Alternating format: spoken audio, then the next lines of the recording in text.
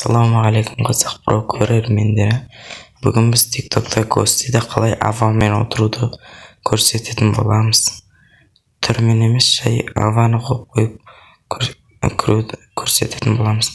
Дәл осылай бірінші TikTok'қа кіріп аламыз. Бірінші кіретін адамымызды таңдап аламыз. Міне осыған кіремін. Мен запрос тастаймын бірінші. Міне запрос тастадым. Қабылдаған күтеміз. Қазір қабылдасын. Міне уже бізді қабылдады. Біз ана шексіздікті басамыз. Шексіз болып тұрғанда.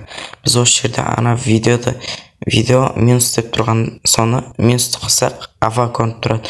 Егер соны қосып қоятын болсақ, біздің түріміз көрінетін болады. Достар, міне мен қосып, міне түрім уже көрінді.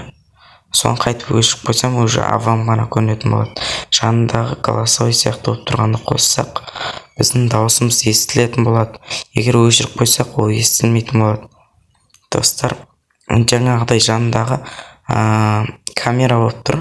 Сол экранда артқа қою, өзіңді көрсету или ар жақты көрсету болып көрсетіледі, достар.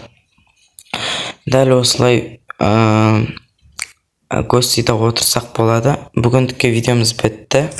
Достар, біздің бүгінгі видеомыз аяқталды. Дәл жаңағыдай Ghost'ға кіріп аваны қойып отыруға болады. Тағы да басқаша видео шығар дейтін болсаңыздар, комментарияға жазып кетіңіздер. Және де видео қызықты болса, лайк басып аккаунтқа тіркеліп кетейік, достар. Қош сау болыңыздар.